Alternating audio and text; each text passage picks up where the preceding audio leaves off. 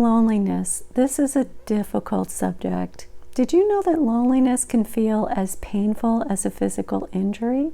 Our brains can't tell the difference. It registers in the same area of our brain. I'll explain why loneliness feels so painful and how that pain can, in part, be due to childhood experiences, and I'll tell you what you can do about it. Let me say this quickly because it is so important.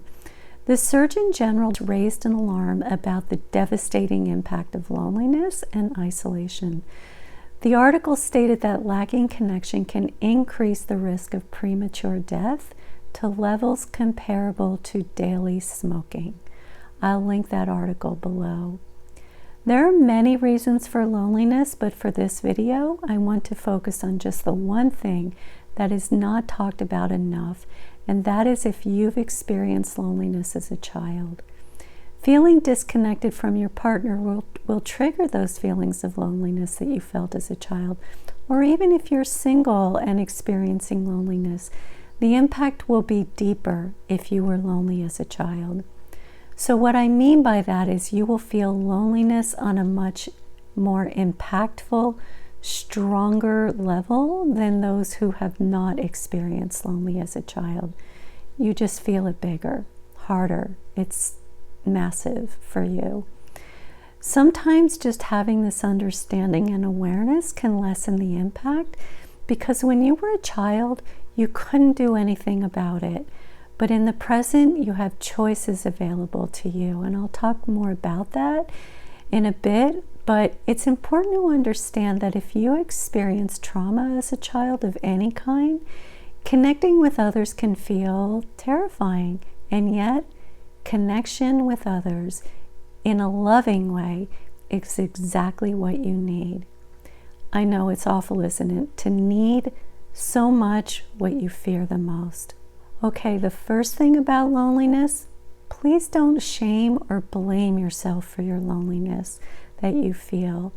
If there was a time to extend compassion to you, it would be, well, always, but especially when you feel lonely. Why add salt to the wound? You didn't ask for the trauma that you endured as a child, and you didn't ask to feel lonely as a child. We are born needing connection, so this is not your fault.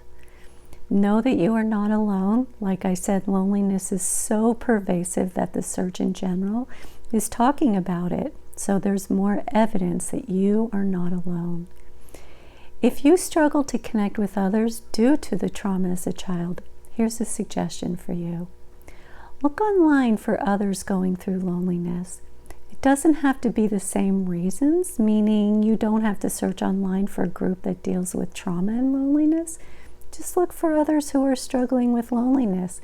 And here's the thing, you don't have to contribute to the conversation online if you don't feel ready. You know, I was working with someone recently who just went through something very painful, and just reading online that others was feeling what she was feeling regarding what she went through was incredibly helpful to her. She connected with them without even interacting. So give that a try. I hope it helps. Another thing is to try talking with strangers. I love just having a brief chat at the checkout counter with the person at a store. It can make a difference in my day. If you can, do this daily. Think of it as little doses of connection. And I can't stress this enough, but working towards growing a deepened loving connection with you is so important. And I know that people cringe when I make this suggestion, but I can't stress enough how valuable journaling can be. I started journaling over the pandemic because I was really struggling with all that I was going through. And I was stunned how I found myself waking up in the morning excited to get to my journal. It didn't happen immediately, it took a while, but I still journal every day. I feel like I grew a deepened connection with myself. I like talking with myself. I know that sounds crazy, but I like to even process little things like what I'm going to do that day, or how I feel about how my sessions went the day before, or almost anything. I feel like I'm talking with a friend. So give that a try. Small doses. If you do 2 minutes a day or even 1 minute a day, and see if it expands from there. And then you can go further when you are ready. Take a class or join a meetup group or a club where you can interact with people. I know it's so hard to start something alone, but I have a mantra. Comfort zones are expanded through discomfort. So yes, you will feel uncomfortable until you don't. This suggestion is likely going to be the most challenging. However, if you start with the things that I first suggested, this might be a tiny bit easier. By the way, I did a video on loneliness in marriage addressing just one cause of loneliness, because there's often so many. But this one cause is often something that is rarely discussed either, so check that out. So feel free to comment in the comments section about what you have found helpful to you when you have gone through loneliness, because you might be helping someone else. So I'm sending you all my care, and I hope that this is helpful to you. And if you choose to subscribe, I appreciate your support, and I hope that my content supports you in return.